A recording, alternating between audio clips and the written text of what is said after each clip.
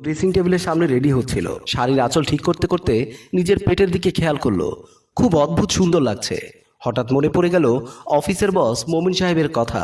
অফিসের বস মোমিন সাহেব অফিসে বসে কাজ করছিলেন। এমন সময় প্রিয়া একটি ফাইল নিয়ে মোমিন সাহেবের কাছে এসে বললেন, স্যার, এই ফাইলে একটা আপনার সিগনেচার লাগবে। মোমিন সাহেব বলল, এটা কোন প্রজেক্টের ফাইল? এটা কল্পতরু আবাসিক প্রকল্পের ফাইল স্যার। মোমিন সাহেব বলল, প্রজেক্টটা কি কমপ্লিট হয়েছে? প্রিয়া বলল, জি স্যার, প্রজেক্টটা কমপ্লিট। ওদের কিছু বিল আটকে আছে, আপনি সিগনেচারটা করে দিলে বিলটা পাস হয়ে যেত। মোমিন সাহেব বলল, প্রজেক্টটা কে বুঝে নিয়েছে? প্রিয়া বলল, আমাদের কল্পতরু প্রজেক্টের জেনারেল ইনচার্জ আতাহার আলী সাহেব প্রজেক্টটা ভালোভাবে বুঝে নিয়েছেন। মোমিন সাহেব বলল, আপনি সব কিছু চেক করেছেন? প্রিয়া বলল, জি স্যার, আমি সব চেক করেছি। মোমিন সাহেব বলল, আচ্ছা দিন, আমি সিগনেচার করে দিচ্ছি। বলেই প্রিয়ার হাত থেকে ফাইলটা নিয়ে সিগনেচার করতে গিয়ে মোমিন সাহেব প্রিয়ার পেটের দিকে খেয়াল করলেন। পাতলা শাড়িতে মোমিন সাহেবের লোলুপ দৃষ্টি প্রিয়ার চোখ এড়ালো না। প্রিয়া পেটের উপর শাড়িটা টানতে টানতে বলল, স্যার, সিগনেচারটা ওখানে না, সিগনেচারটা এইখানে। মোমিন সাহেব কিছুটা লজ্জা পেয়ে সিগনেচার করতে লাগলেন। নিজের পেট দেখে নিজে যেন মুগ্ধ হয়ে তাকিয়ে আছেন আর মনে মনে ভাবছেন, অফিসের বসের দোষ দিয়ে লাভ কি? সত্যিই তো আমার পেট অদ্ভুত সুন্দর। এমন সময় অফিসে যাবার জন্য রেডি হয়ে রুমে আসলেন নীল। নীল এসে চুল ঠিক করতে লাগলেন। প্রিয়াও নীল স্বামী স্ত্রী, দুজনে চাকরিজীবী। বিয়ে হয়েছে আজ 6 বছর, কিন্তু তাদের সংসারে এখনো কোনো বাচ্চা কাচ্চা আসেনি।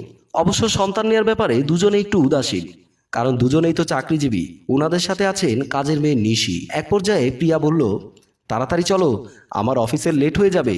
নীল বলল, আজ আমি তোমাকে ড্রপ করতে পারবো না, আজ আমাকে ফিল্ডে বের হতে হবে।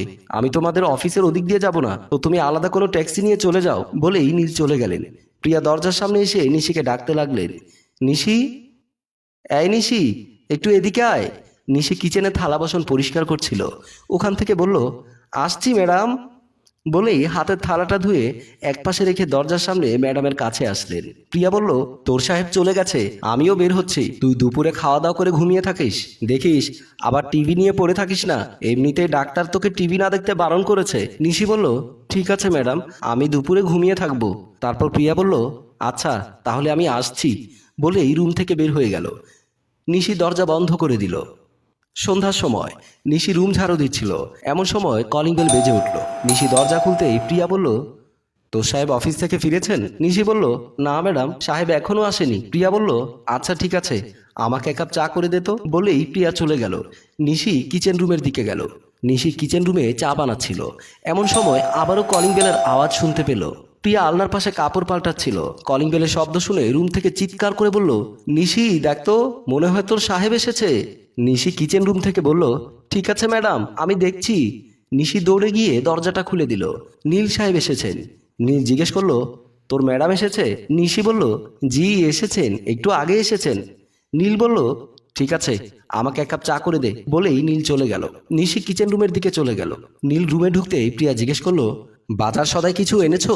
নীল বলল, না তো, আমি তো মনে করেছি তুমি বাজার সদাই করবে। প্রিয়া বলল, প্রতিদিন আমি বাজার সদাই করি, আজকে তুমি করলে কি সমস্যা হতো?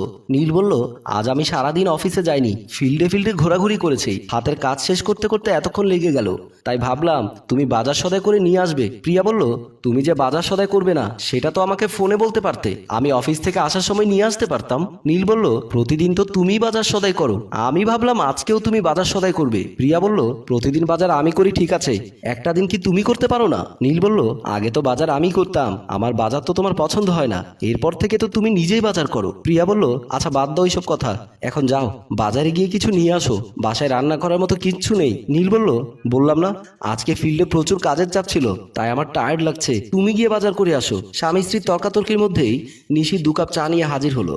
প্রিয়া নিশির হাত থেকে চায়ের কাপ নিতে নিতে বলল, বুঝেছি, তোমাকে দিয়ে আর হবে না, আমাকে যেতে হবে। আচ্ছা নিশি, ফ্রিজে তরকারি কি কি আছে? নিশি বলল, ফ্রিজে গরুর গোশত ছাড়া আর কিছু নেই। প্রিয়া বলল, গরু গোশত খেতে খেতে আর খেতে ইচ্ছে করছে না, যাই বাজারে গিয়ে কিছু মাছ নিয়ে আসি। বলেই হাতের কাছে রাখা ভ্যানিটি ব্যাগটি নিয়ে বের হয়ে গেল। নিশি কিচেন রুমের দিকে চলে গেল। নীল পরনের কাপড় চোপড় খুলতে লাগলো। নিশি কিচেন রুমের থালা বাসন পরিষ্কার করছিল। এমন সময় নীল ডাক দিয়ে বলল, নিশি, আমার লুঙ্গিটা নিয়ে আয় তো। নিশি থালা বাসন ধোয়া বন্ধ করে লুঙ্গিটা নিয়ে রুমে ঢুকতে দেখতে পেল নীল অর্ধনগ্ন অবস্থায় দাঁড়িয়ে আছে। বিষয়টি দেখে নিশি একটু লজ্জা পেয়ে গেল। নীল চোখ বড় বড় করে নিশির পা থেকে মাথা পর্যন্ত দেখতে লাগলো আর মনে মনে ভাবতে লাগলো, আহারে কি সুন্দর কচি মেয়ে, নীলের এমন চাহনিতে নিশি ঘাবড়ে গেল। নিশি ভয়ে ভয়ে বলল, এই যে সাহেব, আপনার লুঙ্গি। নীল বলল, সমস্যা কি? লুঙ্গিটা নিয়ে কাছে আয়, তুই তো আমার শালির মতো। নিশি বলল, কি যে বলেন সাহেব, আমি আপনার শালির মতো হতে যাব কেমনে? আমি তো কাজের বেটি নিশি খাতুন। তুই আমার কেমন শালি বলছিস? শোন, তোকে তোর ভাবি তোদের গ্রামের বাড়ি, মানে আমার শ্বশুর বাড়ির এলাকা থেকে নিয়ে এসেছে। তোর বাড়ি আর আমার শ্বশুর বাড়ি কাছাকাছি, সেই সূত্র ধরে তুই আমার শালি। নিশি বলল, শালি হই আর যাই হই, এখন ধরেন লুঙ্গি, আমি গিয়া থালা বাসন ধুয়ে রাখি। নীল বলল, শোন নিশি, আমি তোকে বিয়ে করব। নিশি বলল, কেন? আপনি আমাকে বিয়ে করবেন কেন? নীল বলল, তোর ম্যাডামকে বিয়ে করেছে আজকে 7 বছর, কোনো বাচ্চা কাচ্চা হয় না। আমি কি বাচ্চা কাচ্চার বাবা হব না? আমার কি ইচ্ছে করে না বাচ্চা কাচ্চার বাবা ডাক শুনতে? নিশি বলল, এগুলো আমার বলে লাভ কি? নীল বলল, তোকে বললেই তো লাভ হবে, কারণ আমি তোর মতো একটা গরিব মেয়েকে বিয়ে করব। নিশি বলল, ওসব কথা আমারে কইন না তো, ম্যাডাম জানতে পারলে আমারে কাইটা গাঙ্গে ভাসায় দিব। নীল বলল, তোর ম্যাডাম কখনো জানতে পারবে না, আমি তো প্রতিদিনই অফিস থেকে তাড়াতাড়ি আসতাম শুধুমাত্র তোকে কথাগুলো বলার জন্য, কিন্তু কখনোই বলতে পারতাম না। আজ সুযোগ হয়েছে, তাই তোকে বলছি। নিশি বলল, ওসব কথা আমার শোননের কাম নাই বলে লুঙ্গিটা নীলের দিকে ছুঁড়ে মেরে চলে যেতে চেয়েছিল। প্রিয়া সিঁড়ি বেয়ে নামতে গিয়ে বাড়িওয়ালির বাসার সামনে দিয়ে আসতেই বাড়িওয়ালি রুম থেকে দরজা খুলে বের হয়ে প্রিয়াকে দেখলো। প্রিয়া বাড়িওয়ালিকে সালাম দিল। আসসালামু আলাইকুম খালাম্মা, কেমন আছেন? বাড়িওয়ালি দোলা বেগম বলল, ওয়ালাইকুম আসসালাম, তেমন ভালো নেই রে মা। প্রিয়া বলল, কেন খালাম্মা, কি হয়েছে? বাড়িওয়ালি বলল, আমার মেয়েটা হসপিটালে, অনেক টাকা লাগছে। তোমার খালু বিদেশে থাকে, তা তো তুমি জানো, উনিও টাকা পাঠাতে পারছে না। আমি আরো তোমাদের রুমের দিকে যাচ্ছিলাম, আজকে তো মাসের 7 তারিখ হয়ে গেল, বাসা ভাড়াটা যদি দিতে। প্রিয়া বলল, আপনার জন্য বাসা ভাড়ার টাকা তো আমি বেতন পাওয়ার সাথে সাথে আলাদা করে রেখেছি, আপনি একটু দাঁড়ান, আমি এক্ষুনি এনে দিচ্ছি। বলেই প্রিয়া বাজারের দিকে না গিয়ে রুমের দিকে চলে আসলো। প্রিয়া ঘরে ঢুকতেই দেখলো দরজাটা খোলা। প্রিয়া নিশি নিশি বলে ডাকতে লাগলো, কিন্তু নিশির কোনো সারা শব্দ শুনতে পেল না। তারপর নীল নীল বলেও ডাকতে লাগলো, তাতেও কোনো উত্তর পেল না।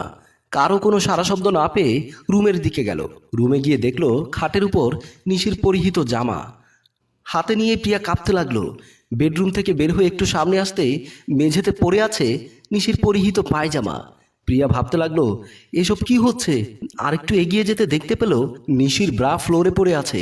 প্রিয়ার বুঝতে বাকি রইল না কোনো একটা দুর্ঘটনা ঘটতে চলেছে। প্রিয়া এদিক ওদিক হর্ন হয়ে খুঁজতে লাগলো। হঠাৎ প্রিয়ার চোখ গেল রান্নাঘরের দিকে। প্রিয়া ভাবতে লাগলো, তার স্বামী এতটা নিচে কিভাবে নামতে পারে। প্রিয়া নিজের উপর নিজে ধিক্কার দিতে ইচ্ছে হলো। কাছে গিয়ে আড়াল থেকে নীল বলে ডাক দিতেই নীল শোয়া থেকে উঠে লুঙ্গি পরতে লাগলো, আর নিশি উঠে ফ্লোরের বিছানো মাদুরার আড়ালে নিজেকে ঢেকে নিল। নিশিকে ধমক দিয়ে প্রিয়া বলল, এই ছোট লোকের বাচ্চা, তুই আজকে এই বাসা থেকে চলে যাবি? তুই আমার গ্রামের মেয়ে হয়ে আমার স্বামীর দিকে হাত বাড়িয়েছিস? তোর বাবা রিক্সা চালিয়ে তোদেরকে খাওয়াতে পারে না বলে আমার বাবার অনুরোধে তোকে আমার ঘরের কাজের মেয়ে হিসেবে রেখেছি, আর তুই কিনা আমার স্বামীর দিকে হাত বাড়িয়েছিস? দূর হ, দূর হ আমার চোখের সামনে থেকে। তখন নিশি বলল, হ ম্যাডাম, সইলা যামু, তবে যাবার আগে একখান কথা কই, আপনার স্বামীর দিকে আমি হাত বাড়াই নাই। আপনার স্বামী আমাকে জোর জবরদস্তি করে এখানে টেনে হিস্সা নিয়ে আসছে, আর এখন আপনি উল্টো দোষ দিচ্ছেন আমার। জানি সব দোষ হয় গরিবের, পয়সাওয়ালাদের কোনো দোষ হয় না।